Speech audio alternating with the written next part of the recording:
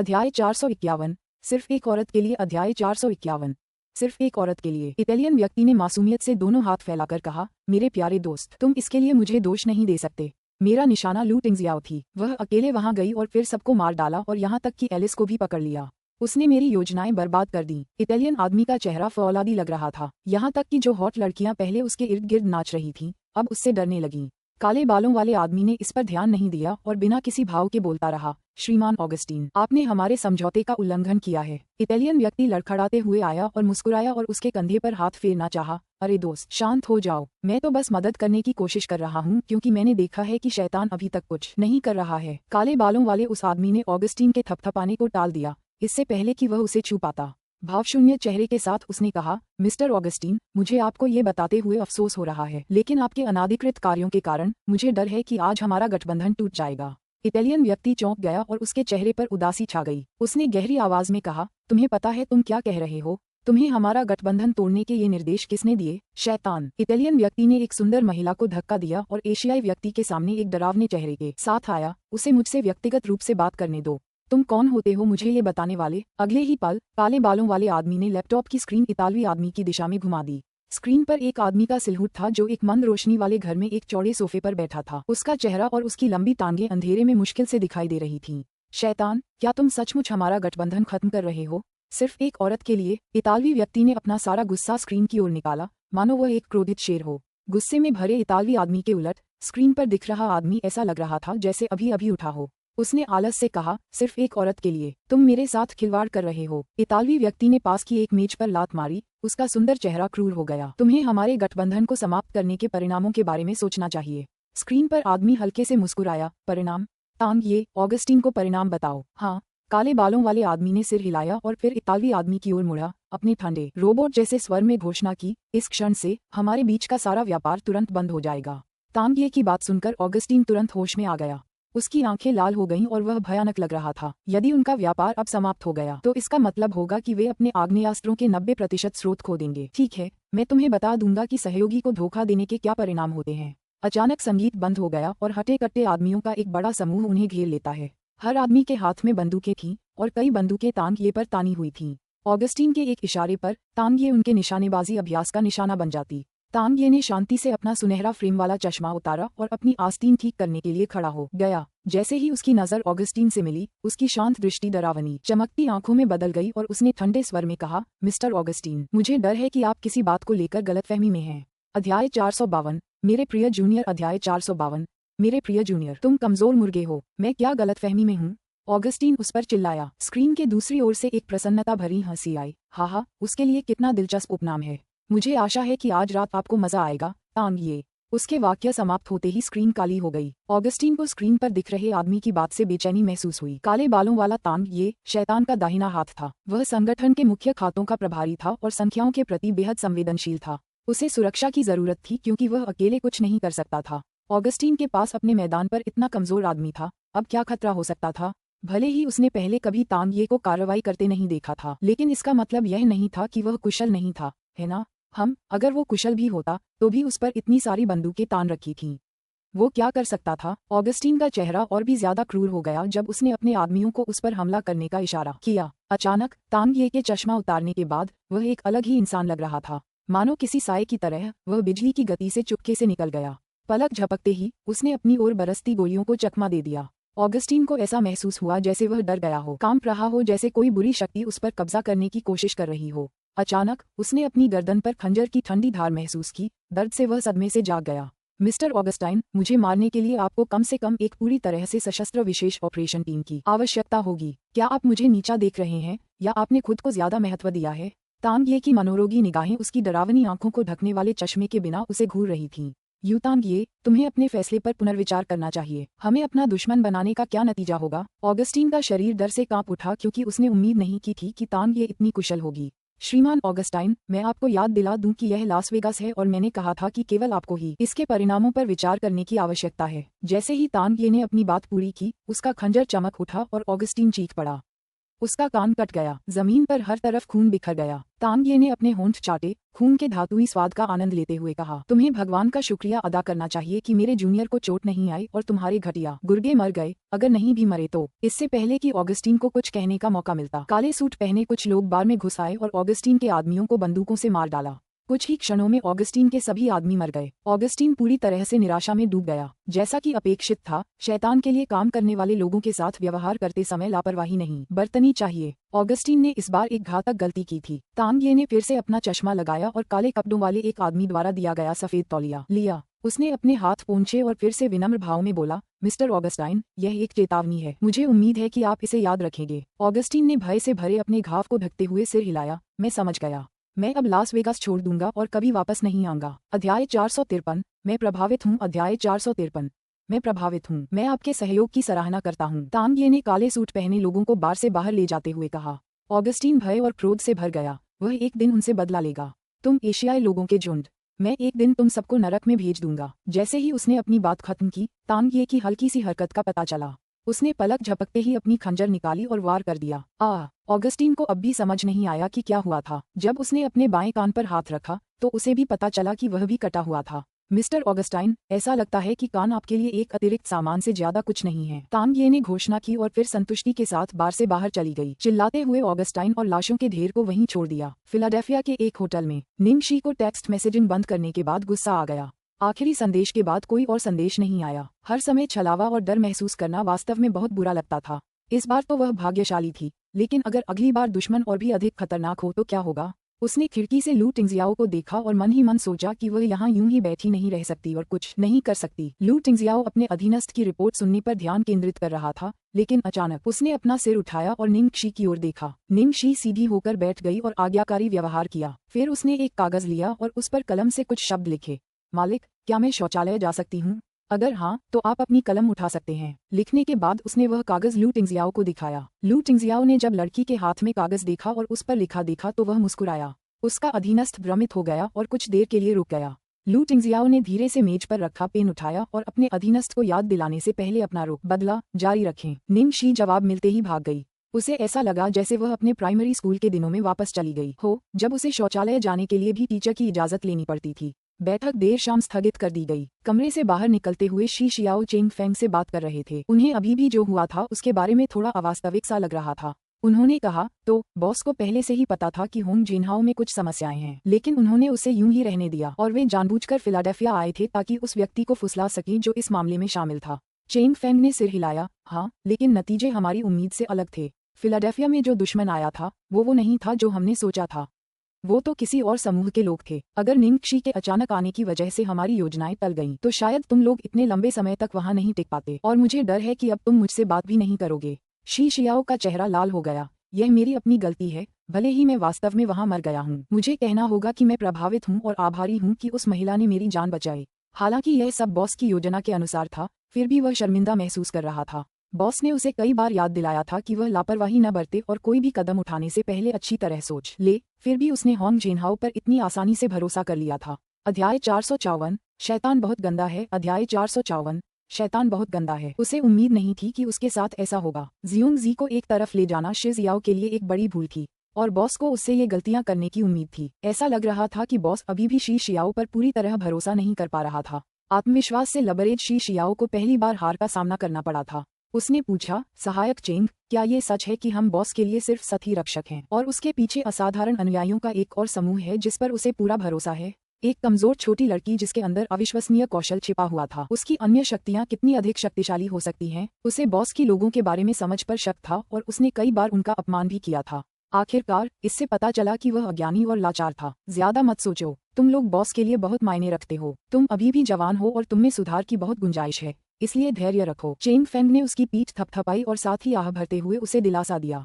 She Xiao में वाकई अपार क्षमताएं थीं। ये बहुत बुरा था कि वह बहुत अधीर था और इसी अधीरता के कारण उसका विकास रुक गया। अगर वह इस घटना के बाद अपनी यह बुरी आदत बदल सके तो शायद कोई बुरी बात नहीं होगी। बॉस के साथ शस्त्रागार पहुंचने के पल को याद करते हुए उसे बस वही पल याद आ रहा था जब निंग शी ने सबको धूल चटा दी थी और विदेशी महिला को हरा दिया था। उसे ठीक से पता नहीं था कि पहले क्या हुआ था, लेकिन शी शियाओन जैसी घमंडी महिला को प्रभावित करना आसान नहीं था। उसे पता था कि वह कोई साधारण अभिनेत्री नहीं थी। शियोंगजी ने अपना सिर खुजलाया। असिस्टेंट चेंग, असल में मिस निंग कौन है? वो सिर्फ एक अभिनेत्री तो नहीं है। क्या बॉस मजाक कर रहे थे जब उन्होंने मुझे उनकी सुरक्षा करने को कहा था? क्या वो ऐसी लग रही हैं कि उन्हें सुरक्षा की जरूरत है? मुझे सच में समझ नहीं आ रहा, चेंग फेंग ने जवाब दिया। मुझे भी सुश्री निंग शी के बारे में ज्यादा जानकारी नहीं है। आज जो हुआ उसे देखकर मैं भी आप दोनों की तरह हैरान हूँ। ऐसे बर्ताव करो जैसे तुम्हें पता ही नहीं कि आज क्या हुआ, और याद रखो कि बॉस के सामने इस बारे में कुछ मत कहना। जहाँ तक बॉस के आदेश की बात है, बस उनके निर्देशों का पालन करो। शी शियाओ और जियोंगजी ने बिना किसी आपत्ति के सिर हिला दिया। निंग शी अभी अपनी झपकी से उठी ही थी कि उसने देखा कि लू टिंगजियाओ अपनी मीटिंग खत्म कर चुका है। उसने उससे पूछा, बॉस, क्या आपकी मीटिंग खत्म हो गई? लू टिंगजियाओ ने थके हुए स्वर में अपनी भौहें भींचते हुए कहा, थोड़ी देर रुको, मैं जाकर नहा लेता हूँ। ओह, निंग शी ने मासूमियत से अपनी आंखें झपकाईं। बॉस, तो क्या आपको अब भी मेरी नज़र में रहने की जरूरत है? लू टिंगजियाओ थोड़ा चौंक गया। उसने पलटकर कहा, अगर तुम चाहो तो मुझे कोई आपत्ति नहीं है। निंग शी अवाक रह गई। धिक्कार है, वह अभी भी शैतान को नहीं छेड़ सकी, और शौवा में शैतान की छवि उसके सिर में दिखाई देने लगी। ओह प्रिय, रुको। लू टिंगजियाओ उसके पास गया और उसके शर्मिंदा चेहरे को देखकर उसके बालों को छेड़ा और कर्कश आवाज में उसे डांटते हुए कहा, ऐसी बातें मत कहो। मेरा आत्म संयम तुम्हारे सोचने से कहीं अधिक कमजोर है। दोबारा, उसने अभी क्या कहा था? वो तो बहुत मासूम थी। गंदा तो वो ही था। अध्याय 455। क्या तुम्हें अपने पिता की याद नहीं आती? अध्याय 455। क्या तुम्हें अपने पिता की याद नहीं आती? निंग शी को लू टिंगजियाओ के शौवा में जाने के बाद के गुस्से भरे चेहरे की याद आ गई। हालांकि वह बहुत गुस्से में था, फिर भी उसने उसे डराने के लिए खुद को दबा लिया था। और उसने शायद वो पल भी देखा होगा जब निंग शी ने उन लोगों को मारा था, लेकिन उसने न तो उससे कुछ पूछा और न ही कुछ बताया, बल्कि हमेशा की तरह उसने उसके साथ नरमी से पेश आया था। निंग शी को गर्माहट का एहसास हुआ और उसने खुद को एक गेंद की तरह सिकोड़ लिया। उसने गला साफ किया और गाना शुरू किया। मुझे अभी भी समझ नहीं आ रहा कि जब मुझे तुमसे प्यार हुआ था तो वो कैसा एहसास था। जब मैं तुमसे मिली थी, वो मेरे जीवन की सबसे अच्छी बात थी। तुम ही थे जिन्होंने बारिश और तूफान में मेरी रक्षा की थी। मैं तुम्हारे साथ रहना चाहती थी। हम एक दूसरे की पहुंच में थे। यद्यपि वह उसे देख नहीं सकता था, फिर भी उसने सोचा कि उसे उसका गाना सुनने में सक्षम होना चाहिए। लू टिंगजियाओ को उत्तरी ध्रुव जितना ठंडा माना जाता था, लेकिन जब उसने नहाते हुए लड़की का मधुर गायन सुना तो उसकी सारी दृढ़ता पिघल गई और उसका हृदय भूमध्य रेखा पर सूर्य से भी अधिक गर्म हो गया। 3 दिन बाद चीन के इंपीरियल हवाई अड्डे पर अंततः उन्होंने सारा काम निपटा लिया और घर वापस आ गए। विमान से उतरने के बाद लू टिंगजियाओ निंग शी को घर भेजने का सुझाव देने वाला था, लेकिन उसने उसे बीच में ही रोक दिया। बॉस, मुझे आपको घर भेजने दीजिए। लू टिंगजियाओ ने अपनी भौहें उठाईं। तुम मुझे वापस भेजना चाहते हो? क्या पुरुष को महिला को घर नहीं भेजना चाहिए? यह अलग बात है, लिंग के नजरिए से अलग। आप अभी भी मेरे बॉस हैं और मैं आपकी सबसे अच्छी कर्मचारी हूँ, इसलिए जाहिर है मैं आपको सबसे पहले घर भेजूंगी। अगर वह उसे सुरक्षित घर नहीं पहुंचाती तो वह बेचैन हो जाती। लड़की अपने तर्क का बचाव करने की कोशिश कर रही थी और लू टिंगजियाओ ने उसे देखकर मुस्कुराते हुए कहा, यह उचित लगता है। निंग शी ने सिर हिलाया। जरूर, तो मैं तुम्हें वापस भेज दूंगी। ठीक है, आप मुझे वापस भेज देंगे। वह खुश था कि उसे उसके साथ ज्यादा समय बिताने का मौका मिला, चाहे किसी भी तरह से। लू टिंगजियाओ ने कार में बैठने के बाद अपने बेटे को एक संदेश भेजा, 1 घंटे बाद अपने कमरे की खिड़कियां खोलें। कोई जवाब नहीं, लेकिन लू टिंगजियाओ धैर्यवान थे। लगभग 3 मिनट बाद उसका फोन बजा।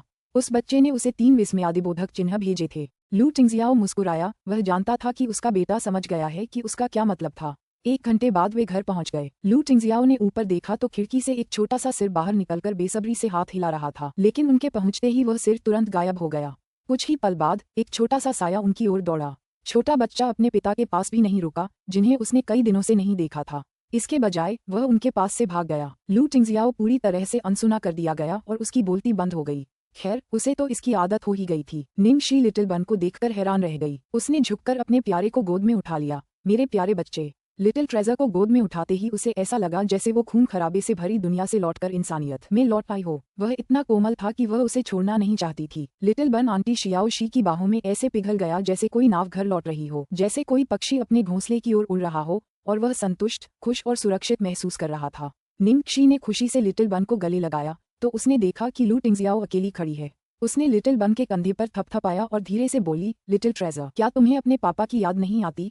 तुमने उन्हें कई दिनों से नहीं देखा। लिटिल बन ने लू टिंगजियाओ को देखा और इसके बारे में सोचा। अध्याय 456। एक बड़े बेटे को लंबे समय तक नहीं रखा जा सकता है। अध्याय 456। एक बड़े बेटे को लंबे समय तक नहीं रखा जा सकता है। उसे उसकी याद आए या नहीं, यही सवाल था। वह आंटी जियाओ शी के सामने था, इसलिए उसे सच बोलना चाहिए। जब उसने देखा कि नन्हा बन कुछ ऐसा जवाब देने वाला है जो लू टिंगजियाओ के दिल को और भी तोड़ देगा, तो निंगक्षी ने किसी भी त्रासदी से पहले जल्दी से कुछ कहा। आहम, लिटिल ट्रेजर, तुम्हारे पिता परिवार के लिए पैसे कमाने के लिए हर दिन बहुत मेहनत करते हैं। जाओ अपने पिता को गले लगाओ। ठीक है। छोटे बन ने सिर हिलाया और लू टिंगजियाओ के पास दौड़ा। उसने ऊपर देखा और अपनी दोनों छोटी बाहें फैला दी, ये दिखाने के लिए कि वह गले लगना चाहता है। लू टिंगजियाओ अपने बेटे की प्यारी हरकत देखकर हंसे बिना नहीं रह सके। उन्होंने झुककर अपने बेटे को उठाया और उसके नन्हे से सिर पर हल्के से थपथपाते हुए कहा, अच्छा बेटा। बेटे ने अपने पिता को थोड़ा सा गले लगाया और 3 सेकंड तक उनके कसकर गले लगाए रहने में कामयाब रहा। चौथे सेकंड में उसने उम्मीद के मुताबिक निंगक्षी की ओर देखा और अपनी बाहें फैला दी, ये संकेत देते हुए कि वह चाहता था कि आंटी शियाओक्षी उसे अब गले लगा ले। लू टिंगजियाओ अवाक रह गया। वह बस उस छोटे लड़के को निंगक्षी को लौटा सकता था। हाय, बड़े बेटे को ज्यादा देर तक नहीं रखा जा सकता। लू परिवार के पुराने घर से निकलकर निंगक्षी अपने अपार्टमेंट लौटने के लिए तैयार थी। रास्ते में उसे लिंग झिझी का फोन आया तो वह रास्ता बदलकर कंपनी की ओर चल पड़ी, ग्लोरी वर्ल्ड एंटरटेनमेंट में। जब वह इमारत के भूतल पर पहुंची तो निंगक्षी ने लापरवाही से ऊपर देखा और अपने सिर के ऊपर विशाल LED स्क्रीन पर सुयिमो को देखा। ये चैनल के लिए सुयिमो का नवीनतम विज्ञापन था, जो ब्रांड के लिए उनकी राजदूत के रूप में था। विज्ञापन में सुयिमो ने चैनल के 12 सबसे क्लासिक डिजाइनों के परिधान पहने थे, जो वास्तव में शानदार था। LED स्क्रीन के नीचे सुयिमो के समूह की कई महिला कलाकार उसे घेरे खड़ी थीं। वे विज्ञापन की ओर देखते हुए उत्साह से एक साथ चर्चा कर रही थीं। यिमो, तुम्हारा विज्ञापन शूट वाकई बहुत ही शानदार और आकर्षक है। यह वाकई बहुत ऊंचा है। इसमें कोई आश्चर्य की बात नहीं है कि चैनल चीन में यिमो को अपना प्रवक्ता बनाना चाहेगा। न केवल हमारी यिमो की लोकप्रियता बहुत अधिक है, बल्कि इस समय पूरे मनोरंजन जगत को देखकर लगता है कि कितनी अन्य महिला कलाकार चैनल के आकर्षक करिश्मे को साकार कर सकती हैं। तभी किसी ने निंगक्षी को वहां से गुजरते देखा और जानबूझकर जोर से बोला, कुछ लोगों की तरह नहीं, जिनका सिर एक घटिया गेमिंग विज्ञापन स्वीकार करने पर आसमान पर चढ़ने वाला है। पिछली बार तो हमने उसे जेड ट्रेजरी जैसी जगह पर जेड खरीदने जाते भी देखा था। क्या आप निंगक्षी के बारे में बात कर रहे हैं? और कौन हो सकता है? उफ़, अपनी मामूली विज्ञापन फीस के साथ उसने जेड ट्रेजरी का दौरा करने की भी हिम्मत की। ठीक है, मैं अंदाजा लगा रहा हूँ कि बहन यिमो को जेड पसंद है, इसलिए वो खुद के लिए भी एक जेड खरीदना चाहती थी, ताकि वो खुद को ये सोचकर धोखा दे सके कि वो भी बहन यिमो जितनी ही खूबसूरत हो सकती है। आखिरकार उसने 1 लाख या कुछ ज्यादा की कीमत में एक छोटा सा खुरदुरा जेड खरीदा होगा। उसके पास शायद कोई नकली जेड होगा जिसे वो असली बताकर बेचने की कोशिश कर रही होगी। ये तो बहुत ही मजेदार है। सुयिमो बीच में खड़ी थी, मानो तारों से घिरा चांद हो, और लोगों को निंगक्षी पर चर्चा करते हुए सुन रही थी। जब उसने कहा, अगली बार मेरे सामने उस नाम का जिक्र मत करना, तो उसका स्वर थोड़ा अधीर था। उसके आसपास मौजूद महिला कलाकार जिन्होंने ये सुना तुरंत रुक गईं और सावधानीपूर्वक जवाब दिया, समझ गई बहन यिमो, उस नीच व्यक्ति का उल्लेख आपके नाम के साथ कैसे किया जा सकता है? अब और जिक्र नहीं। बेहतर होगा कि उसे हमारी बहन यिमो की लोकप्रियता का फायदा उठाने न दिया जाए। ये बेशर्मी है। लिंग झिझी के कार्यालय में निंगक्षी ने अंदर आने से पहले दरवाजा खटखटाया। बहन झिझी, क्या तुम्हें मेरी किसी चीज की जरूरत थी? बैठो और बात करते हैं। लिंग झिझी ने उसे बैठने का इशारा किया, फिर पूछा, नोबल, क्या तुम ब्रांड जानती हो? निंगक्षी ने सोचा, फिर जवाब दिया, वह ब्रांड जो विशेष रूप से इत्र बनाता है। बिल्कुल, लिंग झिझी ने उत्तर दिया। निंगक्षी को समझ नहीं आया कि लिंग झिझी ने ऐसा सवाल क्यों पूछा, और उसने कुछ देर सोचा, फिर अपनी थोड़ी बहुत जानकारी के साथ आगे बोली, मैं जो जानती हूँ उसके आधार पर कहूँ तो यह एक व्यक्तित्व वाला ब्रांड है। चैनल, टिफनी और अरमानी जैसे जाने माने लग्जरी ब्रांड्स की तुलना में इसके ग्राहक बहुत कम हैं, इसलिए ज्यादा लोग इसके बारे में नहीं जानते। अध्याय 457, सब कुछ संभव है। अध्याय 457, सब कुछ संभव है। लिंग झिझी ने सिर हिलाया। हाँ, इस ब्रांड का प्रशंसक आधार बहुत छोटा है, बहुत से लोग इससे अनजान हैं। वास्तव में नोबल 2 दशक पुराना एक प्रसिद्ध परफ्यूम ब्रांड है और हमेशा से शाही परिवारों और लोकप्रिय सितारों का पसंदीदा रहा है। अब तक 240 से ज्यादा प्रकार के निजी तौर पर अनुकूलित और सार्वजनिक रूप से उपलब्ध परफ्यूम मौजूद हैं। ये कहा जा सकता है कि उनकी हर खुशबू एक किंवदंती है। इससे पहले नोबल ने चीन के खुदरा क्षेत्र में कभी कोई बड़ा कदम नहीं रखा था, इसलिए वे देश में ज्यादा प्रसिद्ध नहीं हैं। हालांकि मुझे खबर मिली है कि नोबल चीन में अपने बाजार का विस्तार करने की तैयारी कर रहा है और वे हांग सिंह, ताइझो और सुआओ यानी पूरे देश में एक प्रवक्ता चुन रहे हैं। निंगक्षी ने पलकें झपकाईं। सीसी झिझी, क्या तुम मुझे भर्ती करने की कोशिश कर रही हो? मैंने पहले ही आपकी साइन अप में मदद कर दी है।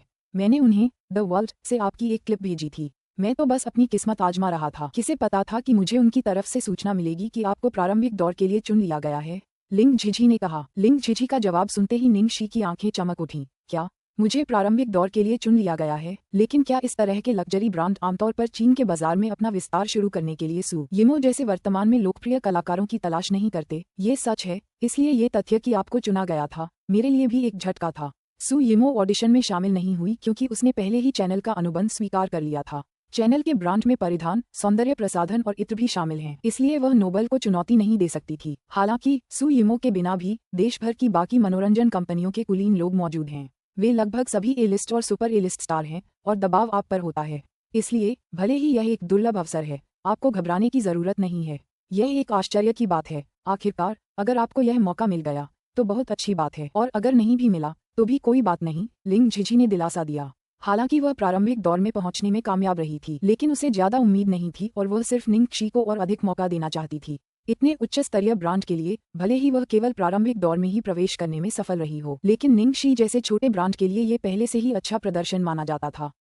मुझे पता है बहन झिझी, मैं तटस्थ रहूंगी और सिर्फ अनुभव के लिए जाऊंगी, निंग शी ने विनम्रता से कहा। सच तो ये है कि वह दिल से बहुत ज्यादा महत्वाकांक्षी थी, चाहे परिस्थितियां उसके पक्ष में न भी हों, आखिरी पल तक कुछ भी संभव था। ठीक है बहन झिझी, मुझे आश्चर्य है कि इस इत्र के विज्ञापन का विषय क्या है, निंग शी ने पूछा। केवल एक शब्द, महान। आपके पास तैयारी के लिए 3 दिन हैं। 3 दिनों के बाद अंतिम ऑडिशन लॉस एंजल्स कंट्री एम में होगा, लिंग झिझी ने उत्तर दिया। निंग शी ने मन ही मन बुदाबुदाते हुए कहा, 3 दिन काफी हैं। मैं अगले कुछ दिनों में इस विषय को कैसे व्यक्त करूं, इस बारे में गंभीरता से सोचूंगी। जहां तक देश एम का सवाल है, वह इससे बहुत परिचित थी, इसलिए उस पर कोई दबाव नहीं था। इस बार का विषय बहुत ही नेक है। आपको निश्चित रूप से बहुत कुछ चाहिए होगा। अगर आपको किसी चीज की जरूरत होगी तो मैं कंपनी से उसे पाने की पूरी कोशिश करूंगा, लिंग झिझी ने कहा। ठीक है, मैं तुम्हें बता दूंगी। शुक्रिया बहन झिझी, मैं अब वापस तैयारी करने जा रही हूँ। 3 दिन बाद कंट्री एम के लॉस एंजल्स हवाई अड्डे पर निंग शी ने अपना धूप का चश्मा उतारा और अजीब मगर जाना पहचाना माहौल देखा। उसने चारों ओर देखा और महसूस किया कि उसकी मुस्कान और भी चौड़ी हो गई है।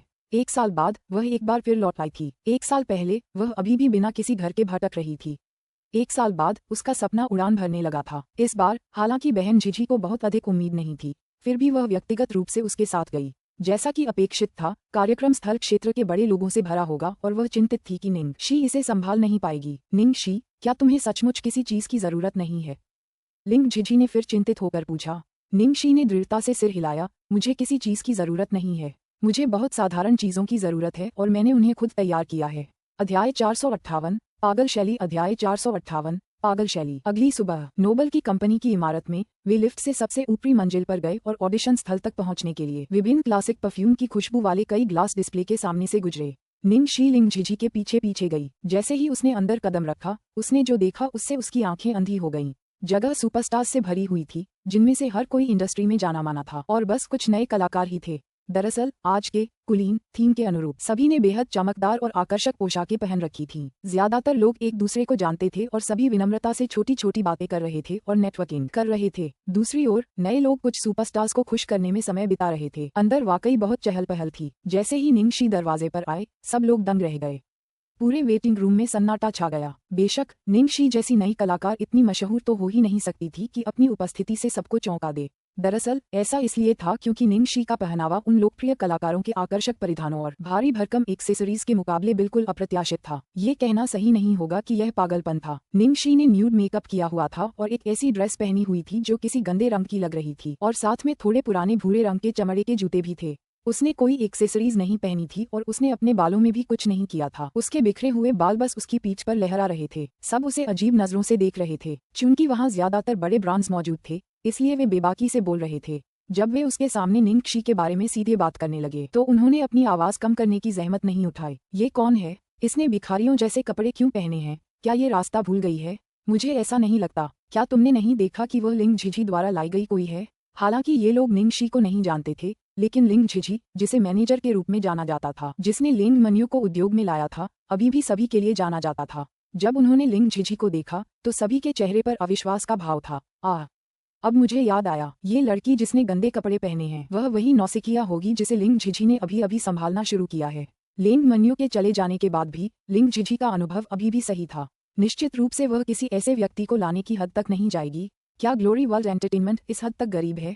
एक अच्छे स्टाइलिस्ट के बिना भी ग्लोरी वर्ल्ड एंटरटेनमेंट गरीब कैसे हो सकता है? ऐसा केवल इसलिए है क्योंकि वे उसकी कद्र नहीं करते। लिंग मन्यू ने एक आदमी के लिए संन्यास ले लिया। लिंग झिझी इस जिम्मेदारी से बच नहीं सकती, है ना? वह अपने अधीन कलाकारों को भी नहीं संभाल सकती। मैंने सुना है कि उसे अंधेरे में रखा गया था। उसकी मैनेजर होने के नाते उसे तब पता चला जब लिंग मन्यू ने वीबो पर सार्वजनिक रूप से ये खबर सुनाए। ऐसा लगता है कि लिंग झिझी की क्षमताएं सीमित हैं। ग्लोरी वर्ल्ड का सर्वश्रेष्ठ प्रबंधक अभी भी झाओ मेगसिन है। ये तब हुआ जब स्टारलाइट एंटरटेनमेंट की ए-लिस्ट महिला स्टार लिंग झिझी के पास चिंता के साथ आई, जबकि उनके मन में स्पष्ट रूप से अपमान करने का उद्देश्य था। बहन लिंग, क्या आप अपने कलाकार को ऑडिशन के लिए लेकर आए हैं? लिंग झिझी ने थोड़ा सिर हिलाया। मैंने तो बस यूं ही उसकी नामांकन में मदद की थी और अप्रत्याशित रूप से प्रारंभिक परीक्षा में पहुंच गया।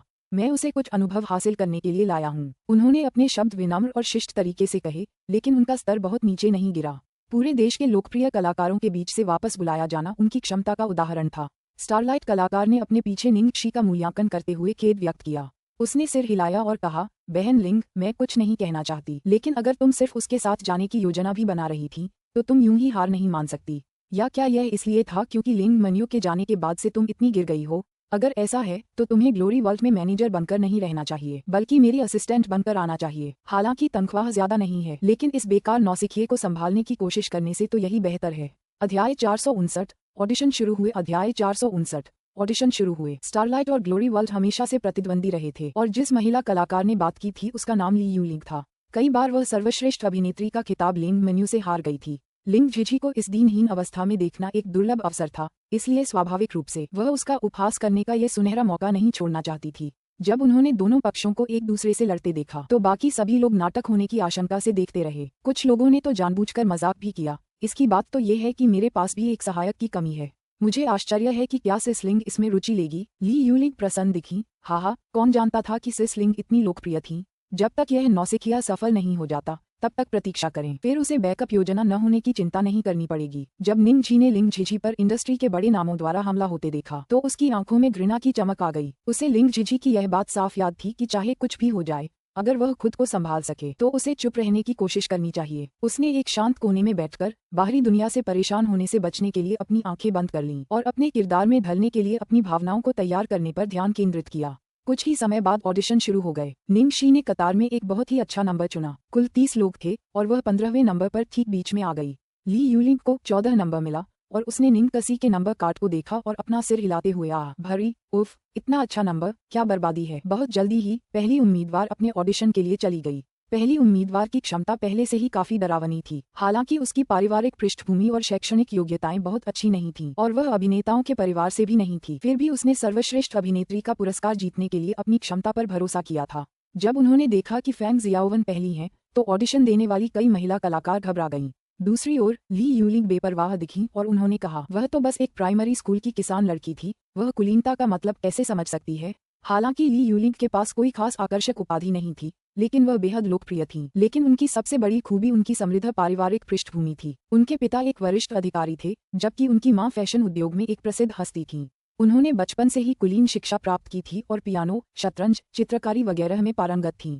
वहां उपस्थित सभी सितारों में उनसे अधिक लोकप्रिय लोग हो सकते थे, लेकिन लगभग कोई भी उनके पारिवारिक लाभ की तुलना नहीं कर सकता था। ली यूलिंग के लुक को देखकर ऐसा लग रहा था कि नोबल की एंडोर्समेंट फीस भी उसे वहन नहीं कर सकती, इसलिए इसमें कोई आश्चर्य नहीं कि वह इतनी आत्मविश्वासी थी। 1 मिनट से भी कम समय में फैंग जियाओवन बाहर निकल गई। उसके मैनेजर ने तुरंत जाकर उससे पूछा कि क्या हाल है, और फैंग जियाओवन उदास होकर सिर हिला रही थी। मैनेजर थोड़ा निराश हुआ, लेकिन फिर भी उसे दिलासा दिया। ली यूलिंग ने अपनी बाहें पार करके देखा जैसे कि उसे इसकी उम्मीद थी। उफ, मुझे पता था, तुम तो बस एक गांव के आदमी हो, तुम इतने नेक कैसे हो सकते हो। ली यूलिंग के अलावा अच्छी पारिवारिक पृष्ठभूमि वाली कई अन्य महिला कलाकार भी थीं, जो स्पष्ट रूप से फैंग जियाओवन को नीची नजर से देखती थीं और वे सभी उसे अपमानजनक नजरों से देखती थीं। खुद को जरूरत से ज्यादा आंकने के लिए भीड़ से मिल रहे उपहास और अपमान को झेलते हुए फैंग जियाओवन इसे बर्दाश्त नहीं कर सकी और दरवाजे से बाहर निकल गई। हालांकि उसने सर्वश्रेष्ठ अभिनेत्रियों में से एक होने का खिताब पाने के लिए संघर्ष किया था, फिर भी वह अपनी पारिवारिक पृष्ठभूमि और शैक्षिक योग्यता के प्रभाव को नहीं मिटा पाए।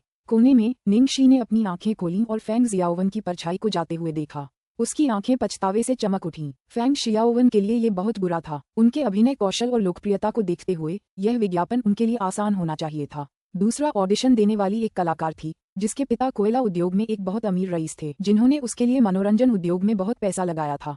हालांकि वह 1 मिनट में ही बाहर आ गई। तीसरी कलाकार के माता पिता मनोरंजन जगत से थे, वह भी मेहनती थी, एक आदर्श और संभावनाओं से भरी अभिनेत्री। वह 3 मिनट तक टिकी रही, फिर भी अंत में असफल रही। अध्याय 460 इसे पाने के लिए दृढ़ संकल्प। अध्याय 460 इसे पाने के लिए दृढ़ संकल्प। जब उन्होंने ऑडिशन देने वाले सभी कलाकारों को एक के बाद एक आते और जाते देखा तो जो कलाकार अभी तक अंदर नहीं गए थे उन पर दबाव बढ़ गया, खासकर इसलिए क्योंकि असफल होने वाले अधिकांश उम्मीदवार शीर्ष सूची वाले थे। जब नोबल के विज्ञापन निर्देशक कुक ने ऑडिशन हॉल में लगातार गुस्से में डांटना शुरू कर दिया तो सभी लोग घबरा गए। कुक की चीनी भाषा बहुत खराब नहीं थी, इसलिए वह जो भी चिल्ला रहा था वह बाहर सभी को स्पष्ट सुनाई दे रहा था। क्या वे सचमुच समझ पाए कि मैं क्या कह रहा था? मुझे शक है कि क्या वे इतने समझदार भी हैं। मुझे कुलीनता चाहिए। शान, संगीत बॉक्स पर नाचती हुई एक बेजान कठपुतली नहीं। फैंग जियाओवन, नहीं नहीं नहीं, वह ऐसा नहीं कर सकती। उसका प्रदर्शन बहुत अच्छा था, लेकिन उसकी आंखों ने उसकी हीन आत्मा को धोखा दे दिया। जू जियाओ जियाओ, क्या तुम मजाक कर रही हो? वह तो चलती फिरती ज्वेलरी रैक थी, बिल्कुल साधारण। मेंग शुई, वह एक उत्कृष्ट अभिनेत्री हो सकती है, लेकिन निश्चित रूप से वह देवी नहीं जो उस चमकदार चंद्रमा की तरह सुंदर हो जिसकी मैंने कल्पना की थी। पिछली वाली, तुम्हारा मतलब 13 नंबर है? हे भगवान, वह हमसे झूठ बोल रही थी। उसे गुकिन 1 के बारे में कुछ भी पता नहीं था। जब उन्होंने कुक की कठोर और क्रूर आलोचनाएं सुनी तो बाहर मौजूद महिला कलाकार, जो मूल रूप से अपने अहंकार को प्रदर्शित कर रही थी, स्वयं के बारे में अनिश्चित दिखने लगीं। क्या ये श्वेत व्यक्ति वास्तव में कुछ जानता है? उसने तो बस सबकी आलोचना की है। मुझे लगता है कि वह चीनी लोगों के प्रति पूरी तरह से पूर्वाग्रह से ग्रस्त है। उनके शब्द बहुत कठोर हैं। ये सिर्फ एक प्रदर्शन है, इसलिए थोड़ा अभिनय ठीक है। क्या हमें सचमुच सब कुछ जानना जरूरी है? उनके तर्क के अनुसार अभिनेताओं को एक ऐसा भगवान होना चाहिए जो हर चीज में पारंगत हो। जल्दी ही 14 नंबर की बारी आ गई। ली यूलिंग ने घमंड से कहा, हा, बहाने तो सिर्फ वही ढूंढते हैं जिनमें क्षमता नहीं होती। फिर वह आत्मविश्वास से ऑडिशन हॉल में चली गई। जब ली यूलिंग ने अंदर जाने के लिए दरवाजा धक्का दिया तो निराश कुक कुछ देर के लिए अचानक स्तब्ध रह गया। ली यूलिंग ने एक आलीशान विंटेज चीनी चोंगसम पहना था, जिसके गले में एक महंगे मोतियों का हार था। उसके बालों का जूड़ा बना हुआ था और पारदर्शी जैड से पिन किया हुआ था। वह न सिर्फ कुलीनता और शान की प्रतीक थी, बल्कि उसने चीन के चेहरे के भाव भी बहुत खूबसूरती से प्रदर्शित किए थे। जब उसने ली यूलिंग को देखा तो कुक की आंखें चमक उठी और उसका स्वर स्पष्ट रूप से बहुत कोमल था। ओह मेरी प्यारी बच्ची, जल्दी आओ, मेरे पास आओ, मुझे तुम्हें करीब से देखने दो। ली यूलिंग ने बिना किसी डर के कुक को अपना मूल्यांकन करने दिया। वह बचपन से ही उच्च शिक्षित थी, इसलिए उसके हर शब्द, हर चाल और हर मुस्कान में स्वाभाविक रूप से रईसों का करिश्मा झलकता था और उसे कोई अभिनय करने की जरूरत ही नहीं पड़ती थी। कुक ने उसकी जांच करने के बाद बहुत संतुष्ट होकर कहा, मिस ली, अब आप अपना प्रदर्शन शुरू कर सकती हैं। ऑडिशन हॉल बहुत बड़ा था और यह गुझिंग 2, पियानो, सुलेख कलम, चीनी शतरंज, सुई और धागा, पंखे, रुमाल सहित सभी प्रकार की प्रॉप्स से भरा हुआ था। ली यूलिंग ने लापरवाही से गुकिन को छुआ और कहा, ये गुझेन की तुलना में गुकिन बजाना ज्यादा कठिन था। इसकी सीमा 4 सप्तक और 2 स्वर थे, 7 खुले तार, 91 हार्मोनिक और 147 रुके हुए तार थे। इसे बजाने की तकनीकें प्रचुर थीं। अगर कोई कुक से झूठ बोलने का नाटक भी करे तो यह नामुमकिन नहीं होगा, क्योंकि कुक 20 साल चीन में रहे थे और चीनी संस्कृति से बेहद प्यार करते थे। वह चीनी संस्कृति से अच्छी तरह वाकिफ थे। इससे पहले एक महिला कलाकार जिसने इस वाद्य यंत्र पर अपनी किस्मत आजमाई थी, कुक ने उसका बहुत अपमान किया था। जब उसने देखा कि ली यूलिंग ने भी गुकिन चुन लिया है तो कुक की आंखों में कुछ शंकाएं उठीं। हालांकि जैसे ही उसने बजाना शुरू किया उसकी नजरें बदलने लगीं। 1. गुकिन, जिथा परिवार का एक 7 तार वाला चीनी संगीत वाद्य यंत्र। 2. गुझेंग, चीनी जिथा एक चीनी तार वाद्य यंत्र भी है। अध्याय 461, निंग शी का ऑडिशन। अध्याय 461, निंग शी का ऑडिशन। जब ली यूलिंग ने अपना प्रदर्शन समाप्त किया तो कुक के चेहरे पर पहली बार एक संघर्षपूर्ण भाव था। पिछले प्रतियोगियों को उन्होंने तुरंत ही अस्वीकार कर दिया था और उन्हें वहां से जाने को कहा था। कुक ने किनारे खड़े अपने सहायक से काफी देर तक बात की। आखिरकार सहायक ली यूलिंग के पास गया और बड़े दोस्ताना अंदाज में बताया, मिस ली यूलिंग, हमारा ऑडिशन जारी रहेगा, क्या आप थोड़ी देर बाहर इंतजार कर सकती हैं? इन शब्दों का मतलब था कि वे पहले से ही उसके प्रदर्शन से बहुत संतुष्ट थे, लेकिन वे अभी भी देखना चाहते थे कि क्या कोई उससे बेहतर है। ली यूलिंग ने थोड़ा सिर हिलाया, जरूर, उफ़, उससे बेहतर कोई और कैसे हो सकता है? यह विज्ञापन तो पक्का उसका था। वहां बचे हुए सभी लोगों की चौकस निगाहों के सामने ली यूलिंग अंततः हॉल से बाहर आ गई। वह वास्तव में पूरे 10 मिनट के लिए अंदर गई थी और अंदर गुझेन के खेलने की आवाज को कुक की नकारात्मक चिल्लाहट तक नहीं सुना पाए। ली यूलिंग के चेहरे पर दृढ़ निश्चय का भाव था तथा अन्य निष्कासित उम्मीदवारों के विपरीत जो पहले ही जा चुके थे, उन्होंने बैठने के लिए जगह ढूंढी और प्रतीक्षा जारी रखी। उसके व्यवहार से ये पहले से ही स्पष्ट था कि ली यूलिंग को फाइनलिस्ट में से एक चुना गया है। वह कुक के दिल में भी चुनी हुई उम्मीदवार हो सकती है और अगर उसके बाद बाकी सभी बेहतर प्रदर्शन नहीं कर पाए तो वे सभी उसकी तुलना में एक बेकार उम्मीदवार होंगे। तुरंत ही अन्य सभी कलाकार हिल गए, विशेष रूप से वे जो थोड़े ऊंचे दर्जे के थे, जो स्पष्ट रूप से खुद को शर्मिंदा नहीं करना चाहते थे, फिर भी वे इस तरह के उच्च स्तरीय विज्ञापन को छोड़ना भी नहीं चाहते थे। अगले उम्मीदवार नंबर 15, कृपया तैयार रहें। सहायक ने दरवाजे के बाहर सूचना दी। उस पल निंग शी अपनी ही दुनिया में खोई रही। लिंग झिझी ने उसे परेशान नहीं किया और चुपचाप उसके साथ रहा। ली यूलिंग को तब और भी खुशी हुई जब उसने निंगक्षी को एक कोने में सिकुड़कर जर्जर हालत में देखा। बहन लिंग, मैं कुछ नहीं कहना चाहती, लेकिन जिन लोगों को तुम चुन सकती थी उनमें से तुमने ग्लोरी वर्ल्ड की इस पैसे गंवाने वाली नौसिखिया को क्यों चुना? इस समय तुम उसे ऑडिशन के लिए अंदर जाने देने पर जोर तो नहीं दोगी, है ना? तुम न सिर्फ खुद को शर्मिंदा कर रही हो बल्कि पूरे ग्लोरी वर्ल्ड को भी। जैसे ही उन्होंने ली यूलिंग की बातें सुनी, सभी की नजर अचानक निंगक्षी पर पड़ी। बिल्कुल सबसे नीचे की जगह लेने के लिए अभी भी यही एक था। उसके सामने होने पर वे ली यूलिंग से तुलना करने के लिए इतने भयानक नहीं लगेंगे, है ना? उन कलाकारों के अलावा जो इस बेहुदा नाटक को देखने के लिए इंतजार कर रहे थे, कुछ और भी थे जो बस अपने सामने का दृश्य देख रहे थे। उन्होंने मन ही मन सोचा कि शायद निंगक्षी ने जानबूझकर ऐसे कपड़े पहने हैं, लेकिन असल में उसके पास कोई अनोखी चाल है जो वह उन्हें नहीं बताना चाहती थी। शायद बाद में उसने अपना पहनावा भी बदल लिया होगा। बहन झिझी, मैं तैयार हूँ। कोने में निंगक्षी ने अपनी आंखें खोलीं। लिंग झिझी ने सिर हिलाया। शुभकामनाएं। नंबर 15, अपना ऑडिशन शुरू करो। सहायक ने पुकारना शुरू किया। निंगक्षी खड़ी हुई और सबकी निगाहों के सामने अपनी स्कर्ट और कॉलर को ठीक किया और एक भावशून्य चेहरे के साथ ऑडिशन हॉल में चली गई। जैसे ही निंगक्षी अंदर आए, ऑडिशन हॉल के बाहर एक उन्माद सा मच गया। हे भगवान, क्या वह सचमुच इस तरह से चलने की हिम्मत कर सकती है? मैंने सोचा था कि अंत में वह कोई न कोई चाल जरूर चलेगी। कौन जानता था कि वह सचमुच एक भिखारी की तरह दिखेगी। कुक बहुत डरावनी है। क्या उसे मौत की डांट से डर नहीं लगता? अस्क अस्क, जो नहीं जानते वो निडर हैं। दरअसल जब महिला कलाकारों ने ऐसा सोचा तो अंदर से कुक की गरजती हुई डांट सुनाई दी। हे भगवान, तुम मेरा अपमान कर रहे हो। नोबल का अपमान। कृपया तुरंत चले जाओ। अध्याय 462। अचानक अपने शब्द भूल गए। अध्याय 462।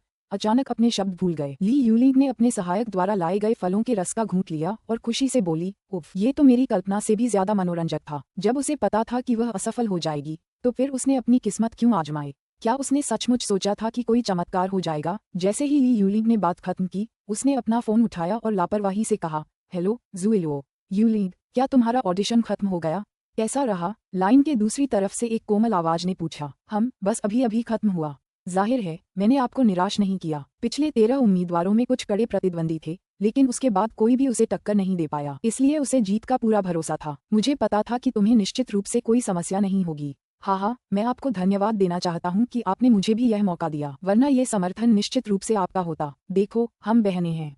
तुम ये सब किस लिए कह रही हो? और तुमने मेरी बहुत मदद की है, खासकर पिछली बार मेरे पिता की कंपनी के साथ हुए बड़े सौदे में। ये सब तुम्हारी बदौलत है कि तुमने मुझे अपनी माँ से मिलवाया। बस एक छोटी सी बात है।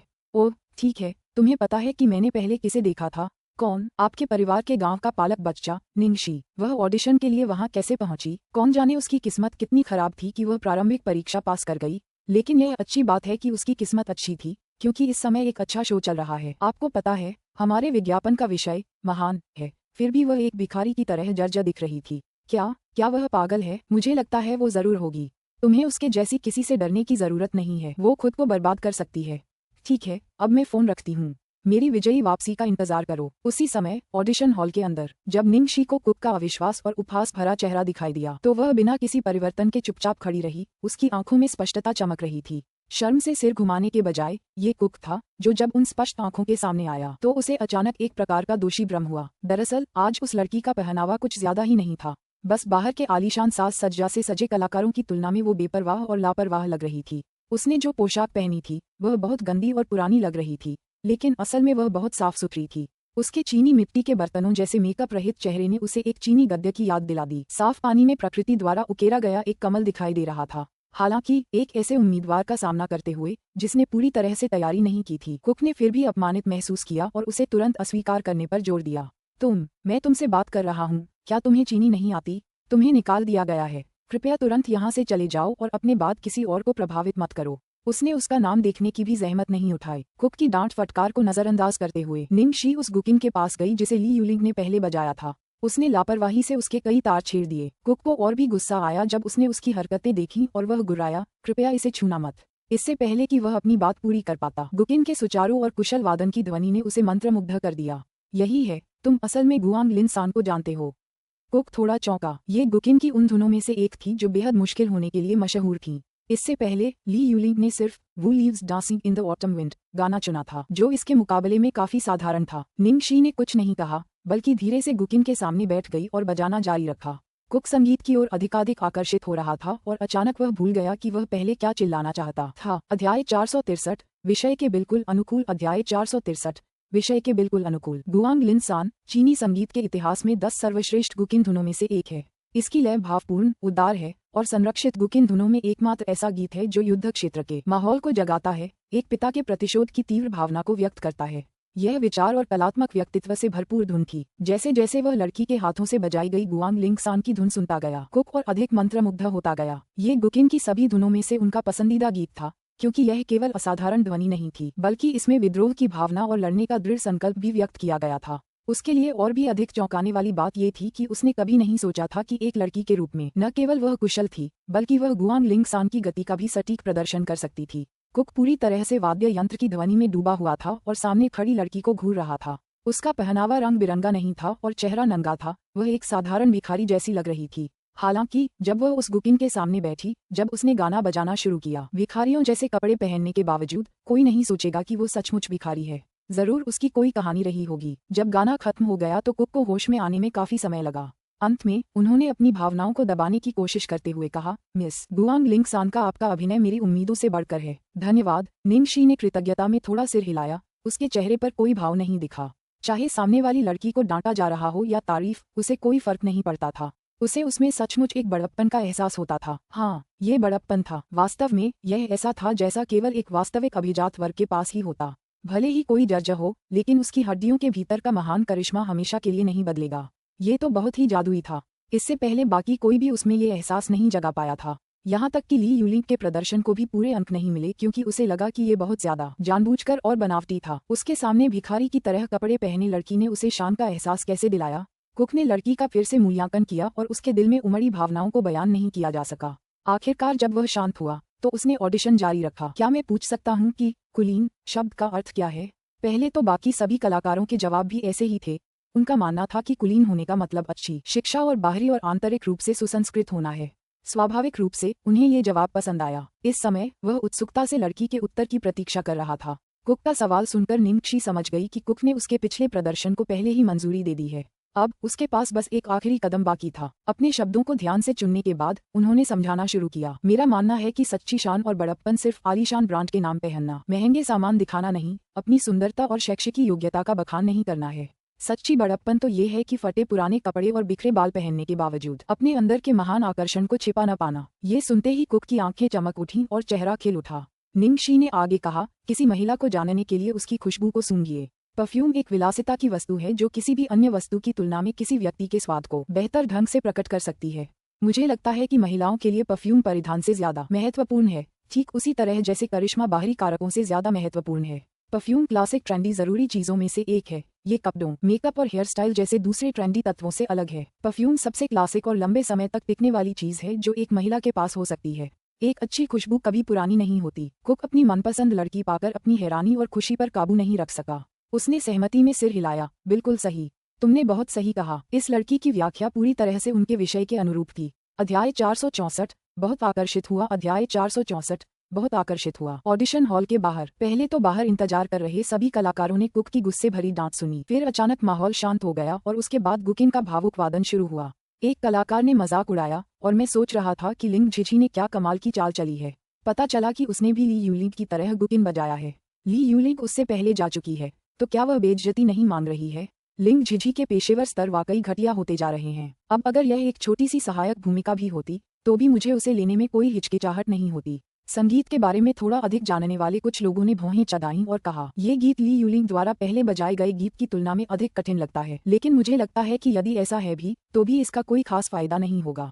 ली यूलिंग गुकिन की अच्छी जानकार थी, इसलिए जब उसने उस मुश्किल गाने को सहज और कुशलता से बजाया तो एक पल के लिए वह घबरा गई। हालांकि उसने जल्दी ही अपना अहंकार संभाल लिया। बहन लिंग, भले ही तुम्हारी गांव की नौसिखिया लड़की ज्यादा न जानती हो, पर तुम्हें तो पता ही होगा, गुकिन जैसे सुंदर वाद्य यंत्र के लिए पुराने जमाने में गुकिन को छूने से पहले ही धूप से हाथ धोने पड़ते थे और सम्मान के तौर पर उपयुक्त कपड़े पहनने पड़ते थे। उसने जो पहना है उसके आधार पर तो वह चीनी इतिहास का अपमान कर रही है। बस कुक से डांट पड़ने का इंतजार करो। बाकी सभी ने ली यूलिंग की बात सुनी और उससे सहमत हुए। लिंग झिझी बेफिक्र रहा और निंग शी के परिणामों की प्रतीक्षा पर ध्यान केंद्रित किया। जब निंग शी ने खेलना शुरू किया तो कुक ने उसे बाहर नहीं निकाला। इससे वहां उपस्थित लोगों को ये संकेत मिल गया कि उसने सफलता की ओर पहला कदम बढ़ा दिया है।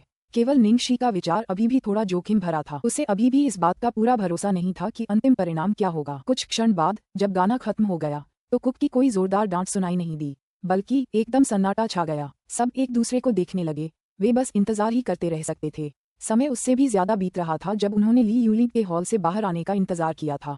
कुछ लोग अधीर हो गए और बेचैनी से इधर उधर घूमते हुए ये कहने लगे, वे अंदर क्या कर रहे हैं, वह अभी तक बाहर क्यों नहीं आए, कौन जानता है। शायद ऐसा इसलिए है क्योंकि निर्देशक उससे इतना नाराज है कि एक या दो वाक्य उसकी नफरत को व्यक्त करने के लिए पर्याप्त नहीं है। कुक दुनिया भर के शीर्ष 10 विज्ञापन निर्देशकों में से एक हैं और वे अपने गुस्सैल स्वभाव के लिए जाने जाते हैं। मुझे लगता है कि इस बार तो ग्लोरी वर्ल्ड भी नीचे गिर जाएगा।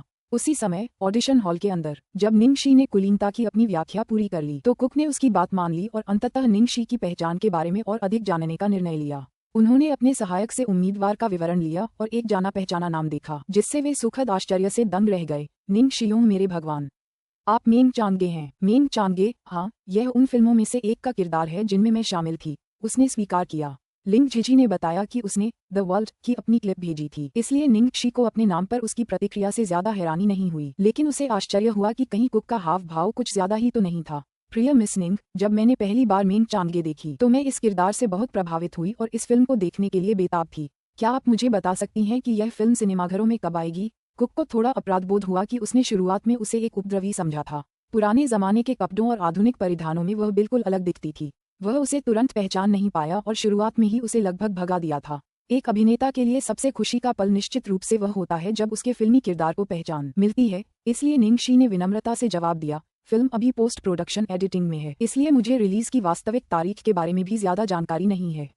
शायद 1 महीने बाद। निर्देशक कुक, किरदार के प्रति आपके प्यार के लिए बहुत बहुत शुक्रिया। अध्याय 465, एक अद्भुत सहयोग। अध्याय 465, एक अद्भुत सहयोग। नहीं नहीं नहीं, वह मेरी प्रशंसा की हकदार है। यद्यपि मेंग चांगे फिल्म में मुख्य पात्र थी, फिर भी उसमें एक प्रकार की शान थी जो अन्य पात्रों से अलग थी। यही कारण था कि उन्होंने ए लिस्ट सितारों की भीड़ में से निंगशी जैसी नौसिखिया को चुना था। कुक को उम्मीद नहीं थी कि आज उनका प्रदर्शन इतना शानदार होगा। यह वाकई एक अप्रत्याशित आश्चर्य था। कुक ने पश्चाताप से भरकर माफी मांगी, मिस निंग, मुझे बहुत दुख है। अपनी अज्ञानता और उथलेपन के कारण मैं आपकी उत्कृष्ट प्रतिभा को देखने से चूक गया था। आप सही कह रही हैं, सच्चा बड़प्पन करिश्माई गुणों का अभिन्न अंग है, न कि केवल बाहरी मामला। कुक ने निंगकसी को प्रदर्शनी की अलमारियों पर रखी सुगंधों को देखने के लिए बुलाया और बताया, 2 दशकों से नोबल ब्रांड पीढ़ी दर पीढ़ी चला आ रहा है और यह सुगंध आसवन की उत्कृष्ट तकनीकों को बनाए रखने पर जोर देता है। प्रत्येक सुगंध को बनाने के लिए चुनी गई सामग्रियां सर्वश्रेष्ठ क्षेत्रों से आती हैं, जिससे यह अलिखित सहमति और पुष्ट होती है कि हमारी सुगंधें योग्य अभिजात वर्ग के लिए हैं। इस तरह के ब्रांड के लिए विज्ञापन शूट करना मेरे लिए बेहद सम्मान की बात है। नोबल के आकर्षण को पूरी तरह से दर्शाने के लिए मेरी प्रवक्ता से कुछ सख्त मांगे हैं। भगवान का शुक्र है कि हम दोनों एक दूसरे से मिले। मुझे पूरा विश्वास है कि यह एक शानदार सहयोग होगा। जब उसने कुक को निंगकसी के साथ लगातार बातें करते देखा तो सहायक को बगल से आकर उसे धीरे से याद दिलाना पड़ा, डायरेक्टर, अभी भी बहुत से लोग बाहर इंतजार कर रहे हैं। क्या मुझे अगले उम्मीदवार को सूचित करना चाहिए? कुक अचानक रुक गया और जल्दी से बोला, कोई जरूरत नहीं, मिस निंग ही वह प्रवक्ता हैं जो मुझे चाहिए। आप बाकी सबको जाने के लिए कह सकते हैं। ऑडिशन हॉल के बाहर कलाकार उत्सुकता से देखते रहे जब अंततः दरवाजा खुला और कुक का सहायक बाहर आया। माननीय देवियों, नोबल के प्रवक्ता का चयन हो गया है, इसलिए आज का ऑडिशन यहीं समाप्त होता है। आप सभी का यहाँ तक आने के लिए धन्यवाद। इसके बाद नोबल समूह सभी के लिए 3 दिनों की शानदार छुट्टी का आयोजन करेगा।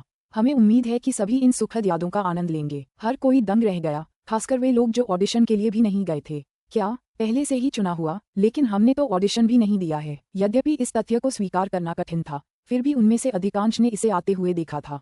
कई ऊंचे कद के कलाकारों को भी राहत मिली कि उन्हें ऑडिशन में शर्मिंदा नहीं होना पड़ा। वे विनम्रता से ली यूलिंग के पास गए और अभिवादन किया, यूलिंग, आपको बधाई। यदि यह समर्थन यूलिंग को मिला होता तो मैं आश्वस्त हो जाता।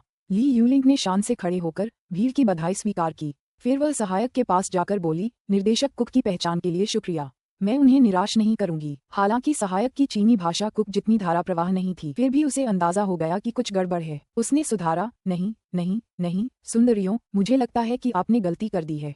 गलत? क्या हुआ? सब लोग उलझन में थे। नोबल प्रवक्ता जिसे निदेशक कुक ने चुना है, मिस ली यूलिंग नहीं बल्कि मिस निंगशी हैं। सहायक ने अपनी बात धीमी की और उन्हें स्पष्ट रूप से उत्तर देने के लिए जो भी चीनी भाषा में संभव था उसका प्रयोग किया। क्या निंगशी, वह जो भिखारी की तरह कपड़े पहनती थी? क्या तुम मजाक कर रहे हो? जब ली यूलिंग ने ये सुना तो उसका चेहरा उतर गया और उसने पूछा, श्रीमान सहायक, क्या कोई गलतफहमी हुई है?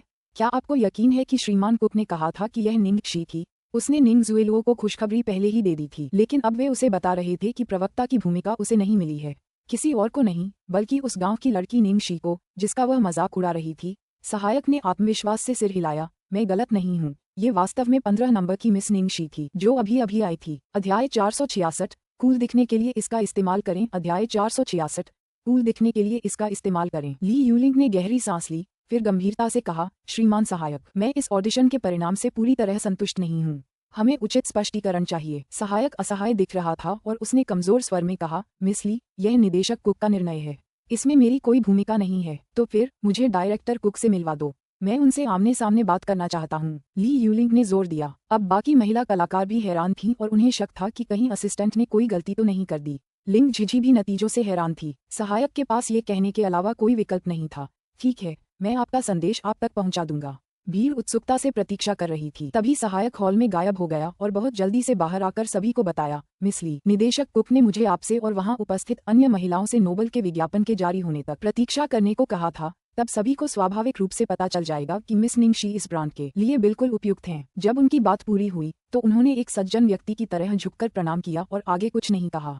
उन्होंने कमरे के कोने की ओर देखा और पूछा, क्या मैं पूछ सकता हूँ कि क्या आप मिस निंग की मैनेजर मैडम लिंग झिझी हैं? डायरेक्टर कुक ने आपको सहयोग के बारे में ठोस जानकारी देने के लिए अंदर बुलाया है। ठीक है, धन्यवाद। लिंग झिझी कुछ देर के लिए स्तब्ध रह गई, फिर वह उठी और सहायक के पीछे ऑडिशन हॉल में चली गई।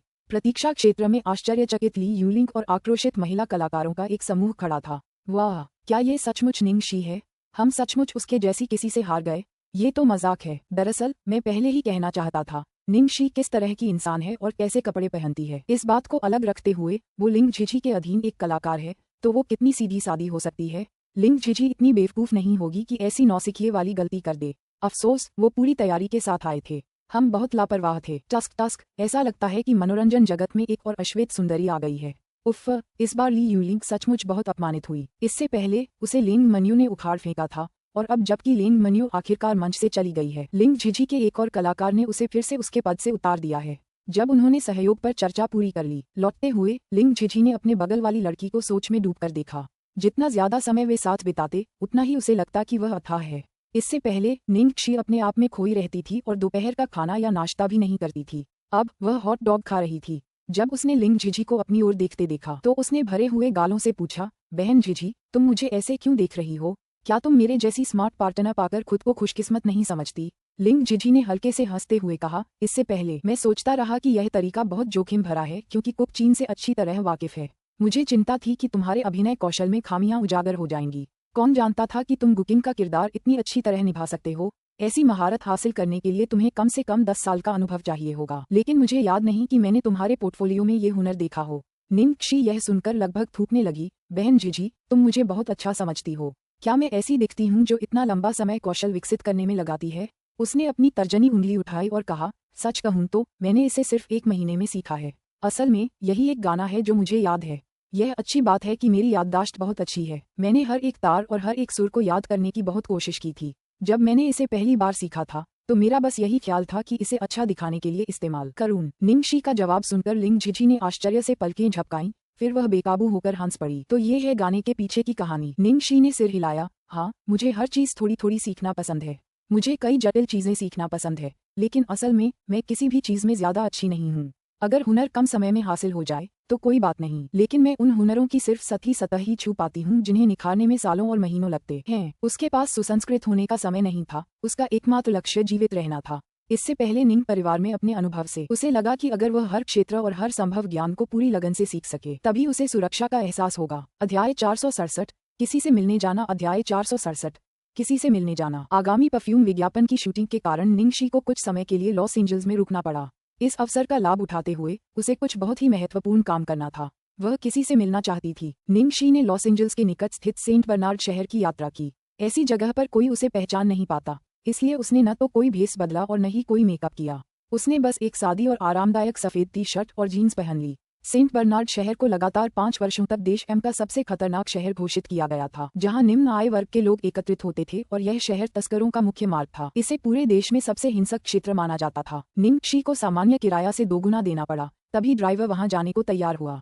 दरअसल वह बस दोनों शहरों की सीमा तक ही गाड़ी चला पाया, आगे बढ़ने की हिम्मत नहीं जुटा पाया। उसने निंगशी के गाड़ी से उतरने का इंतजार किया और फिर तुरंत गाड़ी तेज कर दी। शहर में वीरान खंडहरों की भरमार थी, जहां ज्यादातर जगह छोटी जर्जर इमारतों और खाली पड़े लैंडफिल से भरी हुई थी। धुंधली गलियों में कालाबाजारी आम बात थी। हालांकि वहां मनोरंजन उद्योग फल फूल रहा था। हालांकि रात काफी हो चुकी थी, फिर भी वहाँ काफी चहल पहल थी और हर तरफ शराब, खेल और जुए की धूम मची हुई थी। फुटपाथ पर पैदल चलने वाले ज्यादातर हट्टे कट्टे मर्द थे जिनके शरीर पर भयंकर टैटू थे और जो भी उनके पास से गुजरता था उसे वे बुरी नजर से देखते थे। दूसरी ओर महिलाएं अपने सुडौल कामुक शरीर को दिखाने के लिए कम से कम कपड़े पहनती थीं और उनके चेहरे पर धुएं के रंग का गॉथिक मेकअप लगा होता था। जब निंगशी देर रात को एक स्कूली छात्रा की तरह मासूमियत से कपड़े पहने सेंट बर्नार्ड में पहुंची तो वह वास्तव में एक छोटी सी सफेद खरगोश थी जो खून के प्यासे भेड़ियों के झुंड के बीच चल रही थी। सड़क के किनारे दो चौकन्ने नेत्रों ने इस अजनबी का मूल्यांकन किया जो अचानक उनके क्षेत्र में चला आया था। निंगशी के मुंह में लॉलीपॉप था और उसने ईयरफोन लगा रखे थे।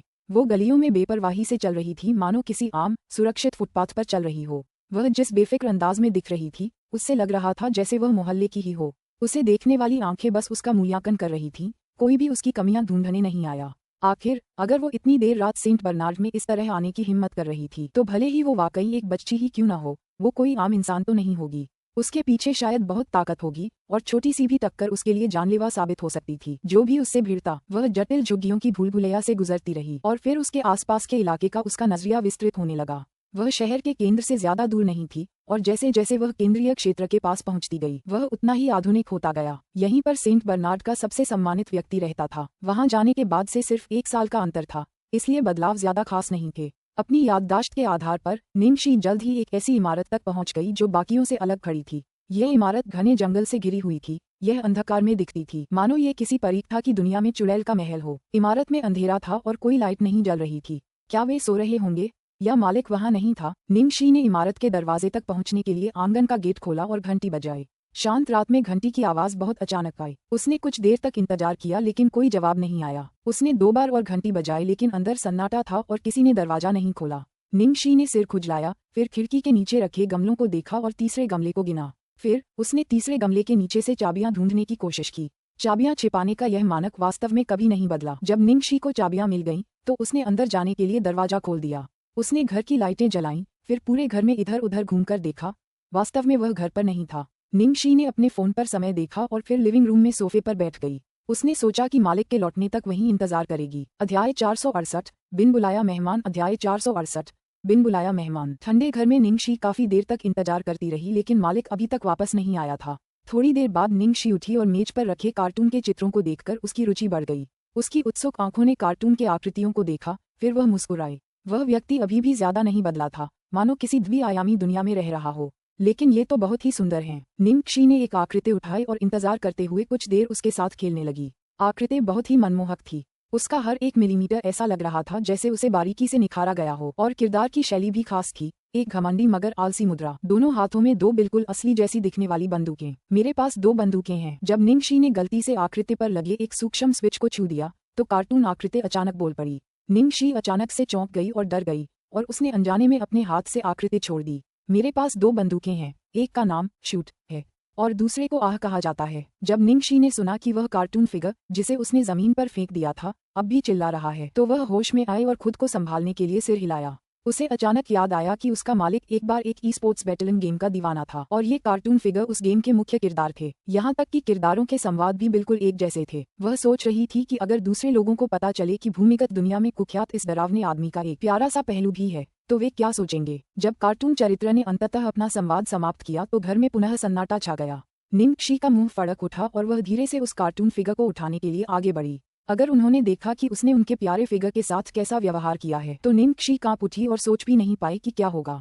जैसे ही निंगशी ने उस आकृति को वापस लाने के बारे में सोचा उसकी नजर निचली मंजिल पर पड़ी और उसने देखा कि दरवाजे का हैंडल धीरे धीरे घूम रहा था। निंगशी खुश थी लेकिन कुछ ही सेकंड में उसके चेहरे से मुस्कान गायब हो गई। पहले तो उसे लगा कि जिसका वो इंतजार कर रही थी वो लौट आया है, लेकिन जब उसने गौर से देखा तो वो नहीं था। दरवाजे का कुंडा लगातार घूम रहा था। ऐसा लग रहा था कि मालिक वापस नहीं आया है बल्कि लुटेरे अंदर घुस आए हैं। सेंट बर्नार्ड जैसी जगहों पर लुटेरों की भरमार थी। यहाँ तक कि दिन दहाड़े लूटपाट और हत्या करना उनके लिए आम बात थी, खासकर उन जगहों पर जहाँ अमीर लोग रहते थे। ये खतरनाक चोर बहुत सक्रिय थे। निंगशी ने बिना किसी हिचकिचाहट के तुरंत वापस आकर कार्टून फिगर को वापस शेल्फ पर रख दिया। फिर उसने दराज खोला। वास्तव में वह अभी भी वैसा ही है, निंगशी ने खुद से कहा। उसकी नजर दराज में सादे ढंग से पड़ी काली पिस्तौल पर पड़ी। जर्मन पिस्तौल, ये वास्तव में उनकी शैली है, निंगशी ने धीरे से कहा। जैसे ही उसने बंदूक निकाली और उसमें जल्दी से 10 गोलियां भर दीं। इस शहर में भले ही वे चोर अपने साथ बहुत सारी बंदूकें लाए हों, भले ही वे युद्ध में कुशल और तेज हों, वे बंदूक से तेज नहीं हो सकते थे। जैसे ही उसने गोलियां भरी, नीचे से आवाज आई। निंगशी ने भौहें सिकोड़ी और नीचे देखा। उसने देखा कि उसके नीचे काले कपड़े पहने 6 आदमी चुपचाप धीरे धीरे घर में घुस रहे थे। चाहे उनके हाथ में बंदूकें हों या उनके व्यवहार, ऐसा लग रहा था जैसे उन्हें पेशेवर प्रशिक्षण मिला हो और वे कोई आम चोर न हों। क्या वे लुटेरे नहीं हैं? निंगशी को और भी शक हुआ। यदि वे सचमुच लुटेरे थे तो क्या उन्हें 6 बंदूकों की जरूरत थी?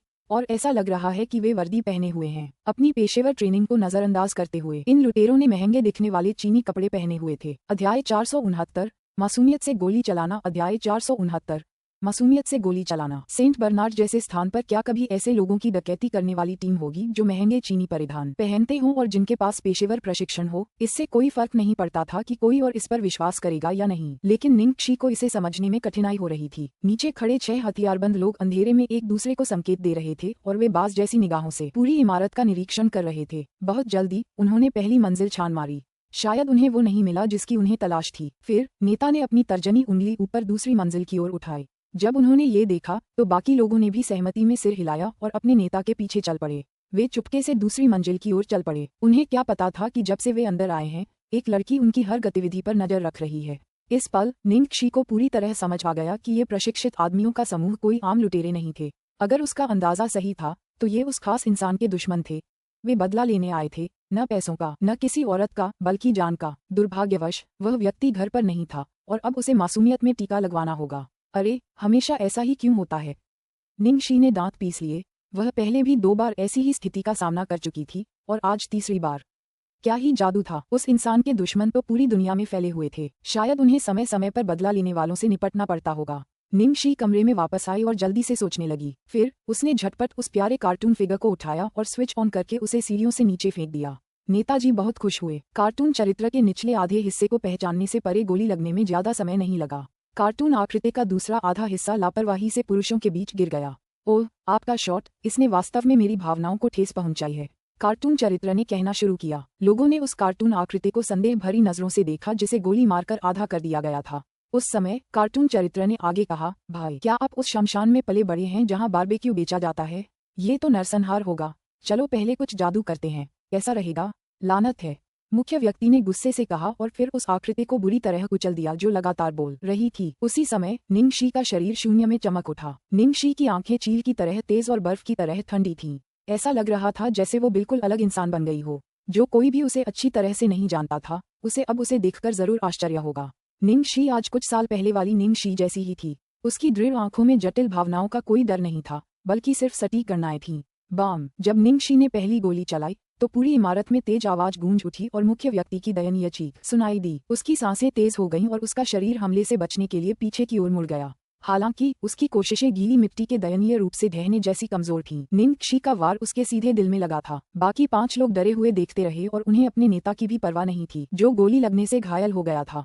इसके बजाय वे छिपने के लिए अलग हो गए। इसी समय 3 बार और गोलीबारी हुई। अध्याय 470 नव ब्रेकिंग टकराव। अध्याय 470 नव ब्रेकिंग टकराव। इससे पहले कि 5 लोग छिपने की जगह ढूंढ पाते, निंगशी ने दूसरी मंजिल से 3 बार गोली चला दी।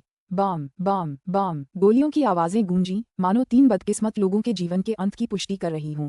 उसी समय निचली मंजिल पर 3 आदमी जमीन पर गिर पड़े थे और उनके खून ने जल्द ही जमीन को चमकीले लाल रंग में बदल दिया था। घर के बाहर कई स्थानीय लोगों ने जल्दी से अपने दरवाजे और खिड़कियां कसकर बंद कर लीं।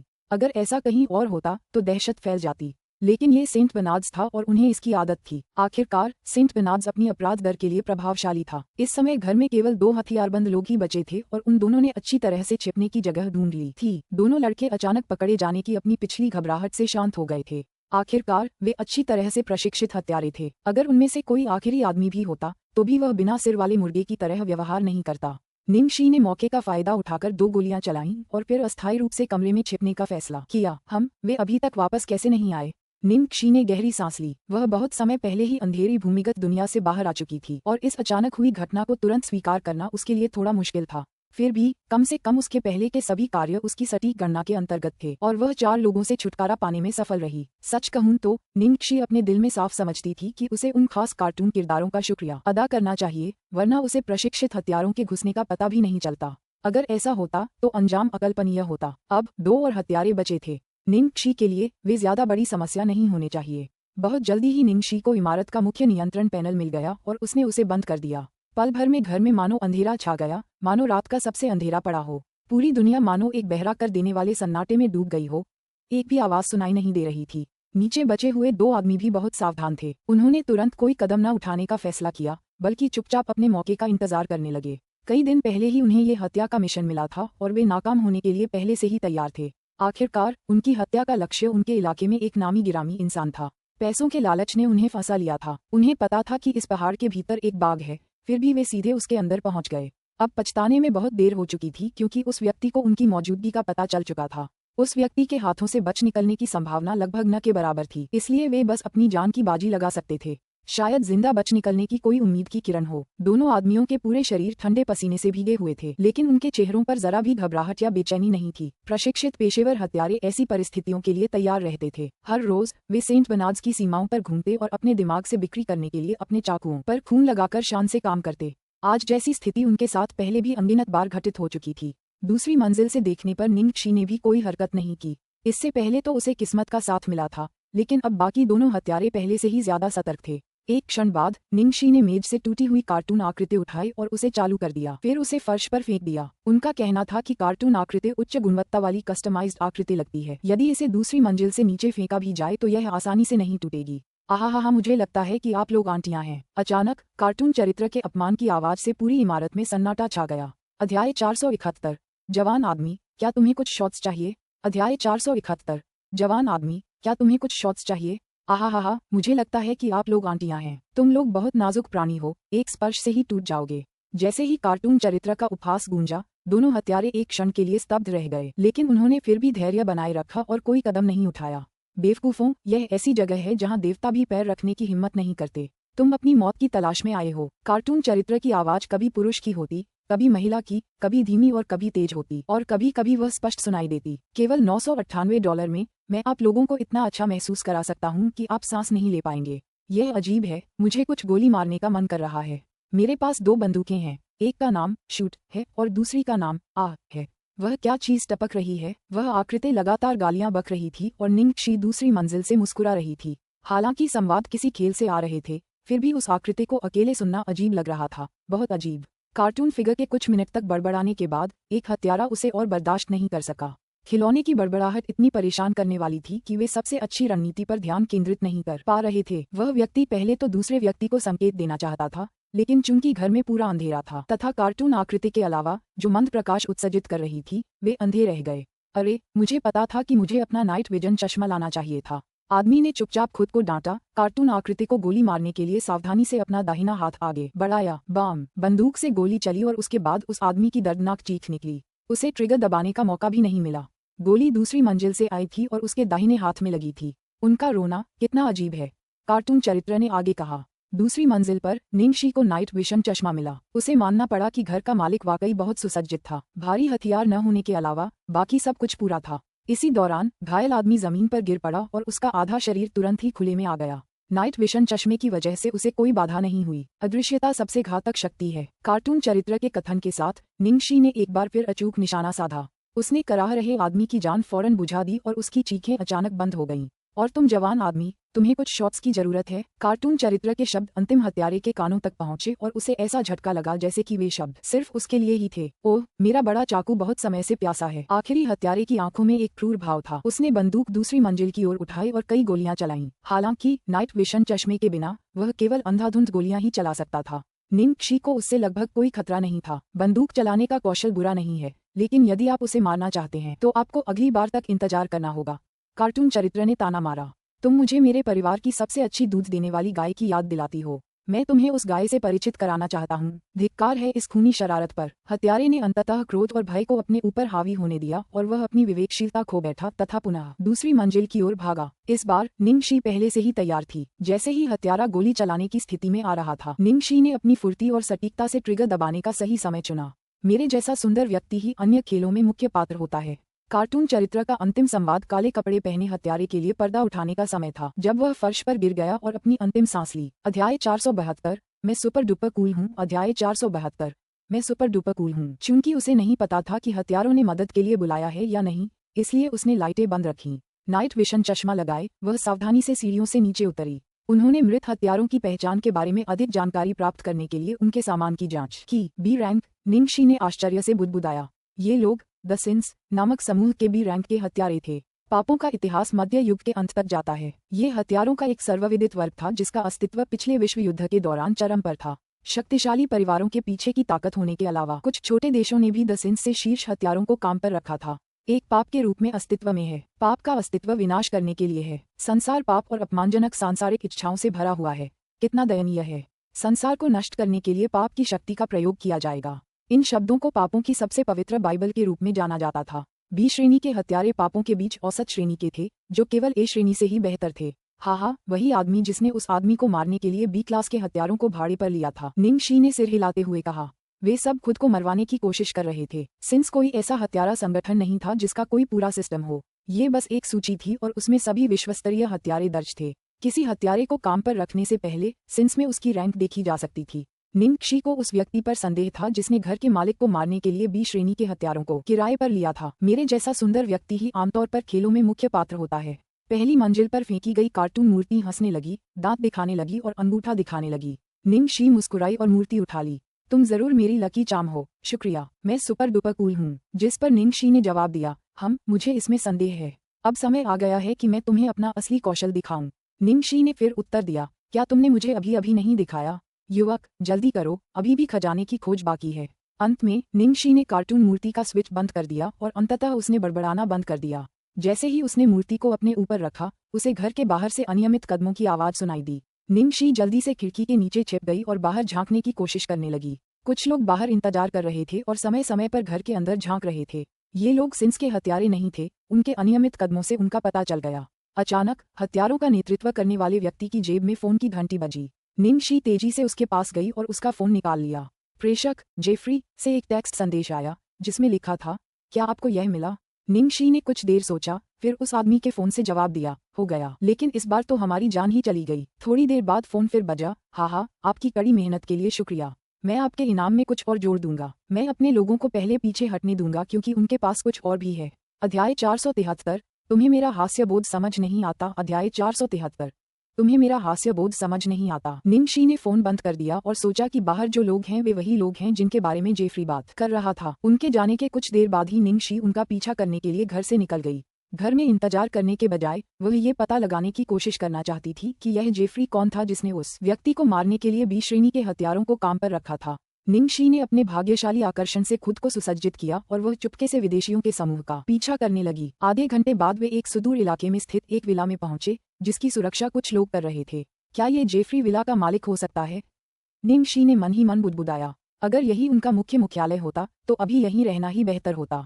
जब निंग शी जाने के लिए तैयार हुई तो उसने देखा कि लगभग 50 वर्ष के एक व्यक्ति को विला से बाहर निकालकर जमीन पर गिरा दिया गया। तुम कमीनों, यह मेरा घर है। तुम मेरे साथ ऐसा नहीं कर सकते। तुम ऐसा बिल्कुल नहीं कर सकते। अधेड़ उम्र का आदमी पीड़ा में दहाड़ा। उसकी आंखें घृणा से भरी थीं। अरे, तुम अपने आप को क्या समझते हो सकता है कि कल तुम सुबह भी न देख पाओ, बेवकूफ। ओह मेरे प्यारे लू, इन दिनों बारिश हो रही है, वह सूरज कैसे देख पाएगा? बेवकूफों, यह मजाक है। तुम्हें मेरा हास्यबोध समझ नहीं आया। मेरे घर से अभी निकल जाओ। अधेड़ उम्र का आदमी उन लोगों की ओर इशारा करते हुए जमीन से उठने की कोशिश करते हुए चिल्लाया, अरे बुढ़े, दफा हो जाओ। एक युवक ने अधेड़ के दाहिने गाल पर जोर से थप्पड़ मारा।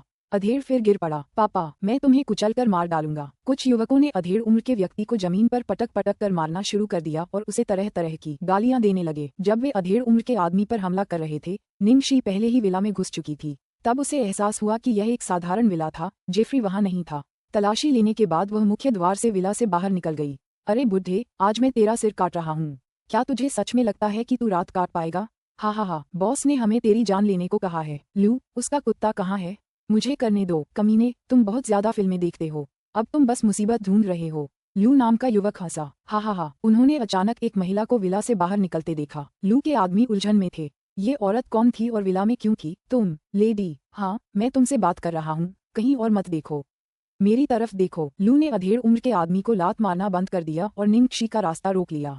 निंग शी वहां भावशून्य खड़ी रही। तुम कौन हो और तुम इस विला में क्यों आए हो? लू ने निंग शी का मूल्यांकन करते हुए पूछा और जब उसने उसका प्यारा चेहरा देखा तो वह दुर्भावनापूर्ण ढंग से मुस्कुराया। क्या ये तुम्हारा घर है?